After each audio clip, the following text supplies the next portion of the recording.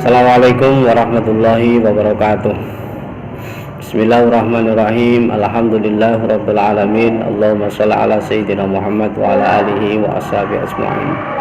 Tidak seperti biasa, saat ini kita tidak sedang membicarakan falak dan hisab.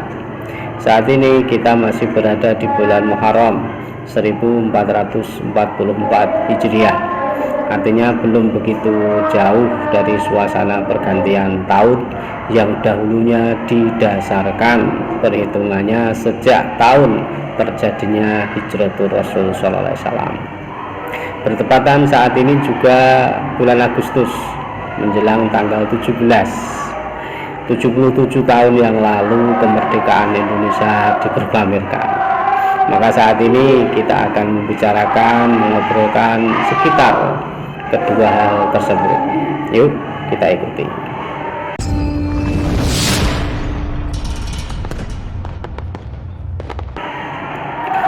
Ada dua ayat yang dulu sering saya lihat dituliskan di atas pintu.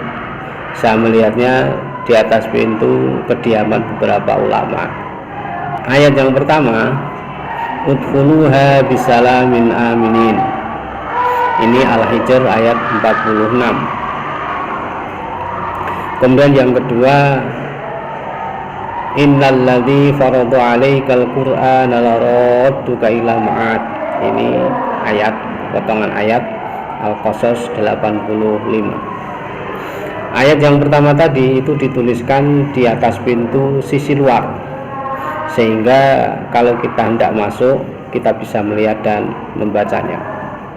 Sementara yang kedua dituliskan di atas pintu sisi dalam, sehingga kita bisa melihat dan membacanya ketika hendak keluar dari rumah tersebut. Yang keduanya adalah doa tabaruk. Yang pertama, udkhuluha bisalamin aminin. Masuklah kalian ke dalamnya dengan sentosa, dengan aman. Ini adalah asalnya sambutan Allah kepada penduduk surga ketika memasukinya. Disambut dengan ucapan salam tadi. Ya, ini doa dikandung maksud semoga rumah tersebut, penghuninya, rumah tangga yang ada di dalamnya bisa mewujudkan suasana damai, aman, sejahtera. Baiti jannati, rumahku, rumah tanggaku adalah surgaku. Begitu juga setiap orang yang masuk ke dalam rumah tersebut. Kemudian yang kedua, innalladzi farada 'alaikal qur'ana laradduka ila ma'ad. Sesungguhnya Allah, zat yang telah menurunkan dan menyuruhmu berpegang teguh dengan Al-Quran, sungguh-sungguh akan mengembalikanmu ke tempat kembali. Ini doa ketika hendak bepergian jauh, semoga bisa kembali lagi ke rumah dengan selamat. Nah, ayat ini unik. Secara umum, ayat-ayat Al-Quran bisa diklasifikasikan menjadi dua macam. Yang pertama Makkiyah, ayat-ayat yang turun di Mekah. Yang kedua Madaniyah, ayat-ayat yang turun di Madinah. Atau lebih tepatnya, ayat-ayat Makkiyah adalah ayat-ayat yang turun ketika Nabi masih tinggal di Mekah, meskipun tidak harus ayatnya turun di Mekah. Sedangkan Madaniyah, ayat-ayat yang turun ketika Nabi Sallallahu Alaihi Wasallam sudah hijrah dan menetap di Madinah. Tidak harus ayat tersebut turun di kota Madinah. Nah, namun ayat tadi Al-Qasas 85 tadi tidak bisa diklasifikasikan ke Makkiyah ataupun Madaniyah. Secara geografis, turunnya ayat itu juga di tempat yang jauh dari Mekah, jauh dari Madinah. Secara periode, ayat ini juga turun ketika Nabi sudah tidak tinggal di Makkah, namun belum tinggal di Madinah. Karena ayat ini turun ketika di tengah-tengah perjalanan Nabi Shallallahu Alaihi Wasallam berhijrah. Sebagaimana kita ketahui, perjalanan hijrah itu bukan perjalanan liburan akhir tahun, holiday trip, namun perjalanan berat, perjalanan susah yang penuh dengan penderitaan, penuh dengan ujian dan percobaan. Perjalanan yang terpaksa dilakukan karena seluruh gangguan dan tindakan buruk, tindakan yang tidak menyenangkan yang dilakukan oleh orang-orang musyrikin Mekah kepada orang-orang yang beriman mengikuti Rasulullah SAW. Saat itu pilihan tidak banyak, dibunuh atau terusir dari negaranya, terpaksa terusir dari negaranya, ya akibat gangguan, perlakuan yang tidak baik, perlakuan menyiksa yang dilakukan oleh orang-orang musyrikin Mekah terhadap orang-orang beriman tadi. Sehingga perjalanan hijrah bukan perjalanan yang sama sekali menyenangkan, namun dilakukan secara diam-diam, kebanyakan dilakukan secara diam-diam.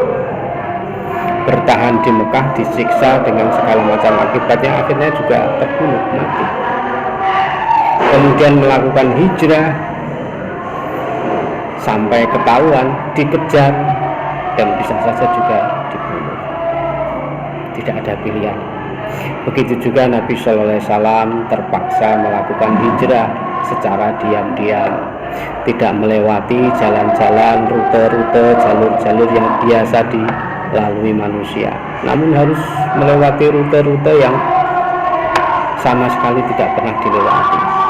Bayangkan Nabi SAW berhijrah ke Madinah, sementara Madinah dari Mekah arahnya ke utara, namun Nabi ke selatan dulu, menginap 3 hari di Gua Sur, kemudian melewati jalan memutar. Nah, ketika sampai di satu tempat, yaitu Juhfah, yang tempat ini kemudian menjadi miqat makani bagi orang-orang Syam, orang-orang musyrik ketika melaksanakan ibadah haji atau umroh. Nah, di tempat tersebut setelah Nabi melewati jalan-jalan yang tidak biasa, kemudian dirasa sudah jauh dari Mekah, ingin kembali ke rute jalur yang biasa.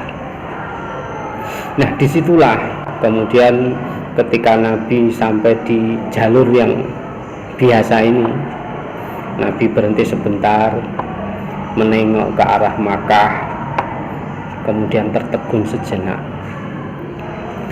didorong rasa cinta kepada tanah air, namun terpaksa terusir dari tanah air tersebut. Nabi benar-benar merasakan rindu yang berat, merasakan rindu yang sangat, sampai Jibril alaihissalam kemudian bertanya kepada beliau, "Wahai Muhammad, wahai Rasul, apakah engkau rindu pada Mekah?" Kemudian dijawab oleh Nabi, "Iya." Maka kemudian Allah menjawab kerinduan Nabi tersebut dengan ayat tadi, "Innalladzi farada 'alaikal Qur'ana laradduka ila ma'ad." Sesungguhnya Allah, zat yang telah menurunkan Al-Quran, menyuruhmu berpegang teguh dengannya, pasti benar-benar akan mengembalikanmu ke tempat kembali. Ila ma'adin, ke tempat kembali. Banyak tafsiran. Ada yang menafsiri ilal jannah, pada surga, karena bagaimana juga manusia keturunan Nabi Adam, sementara Nabi Adam adalah asli penduduk surga, seolah menjanjikan kepada Nabi pasti akan kembali ke surga. Ada yang menafsirkan ilal akhirat, pada akhirat, kembali ke akhirat. Ilal maut, pada mati. Siapa sih yang kemudian di dunia ini tidak akan menuju kematian? Namun ada yang menafsirkan juga ila Makkah, kembali ke Mekah. Nah, ini menjadi janji Allah Subhanahu wa taala bahwa Nabi yang terpaksa terusir dari negerinya Mekah, dijanjikan oleh Allah pasti akan bisa masuk pulang kembali ke Mekah dengan aman. Dan terbukti 8 tahun kemudian Rasulullah SAW Fathu Makkah. Memang saat itu tidak banyak pilihan, Pilihannya adalah mati terbunuh ataupun terusir dari negerinya, terpaksa terusir dari negerinya.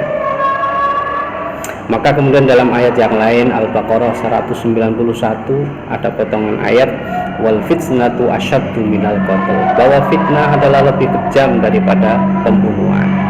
Nah, banyak tafsir juga tentang fitnah dalam ayat tersebut, termasuk ditafsiri bahwa fitnah dalam ayat tersebut adalah perlakuan tidak baik orang-orang musyrikin Mekah kepada orang-orang yang beriman, sehingga terpaksa orang-orang yang beriman sampai terusir dari negerinya sendiri. Ketika kita ditanya pilih dibunuh atau terusir dari negerinya sendiri, ini pertanyaan yang sulit, pilihan yang tidak ada jawabannya. Namun dulu para pejuang kemerdekaan Republik Indonesia berhasil menjawab pertanyaan tersebut, justru kemudian mengubah menjadi dua pilihan yang semuanya menyenangkan. Ketika ditanya pilih mati atau terusir dari negerinya, maka para pejuang menjawabnya dengan semboyan merdeka atau mati. Dua pilihan yang akhirnya menjadi semuanya baik. Berjuang dengan sekuat tenaga, seluruh jiwa dan raga dikerahkan sampai kita merdeka, atau kemudian mati berkalang tanah sebagai bunga bangsa, sebagai syuhada. Ketika kemerdekaan tetap bisa dipertahankan, itulah yang kita harapkan. Ketika harus berkalang tanah sebagai bunga bangsa, syuhada, itu juga adalah kebaikan. Alhamdulillah, perjuangan mereka, perjuangan beliau-beliau, perjuangan para leluhur kita yang menikmati sekarang. Tugas kita tetap berjuang. Akhirnya saya hanya ingin mengatakan, meskipun terlambat, selamat tahun baru Hijriah 1444 Hijriah. Semoga kita menjadi lebih baik dari hari kemarin, dari tahun kemarin. Semoga kita bisa mewujudkan kedamaian dan kesejahteraan dalam rumah kita, rumah tangga kita, maupun negara kita. Begitu juga 77 tahun Dirgahayu Republik Indonesia, pulih lebih cepat, bangkit lebih kuat, merdeka atau mati. Assalamualaikum warahmatullahi wabarakatuh.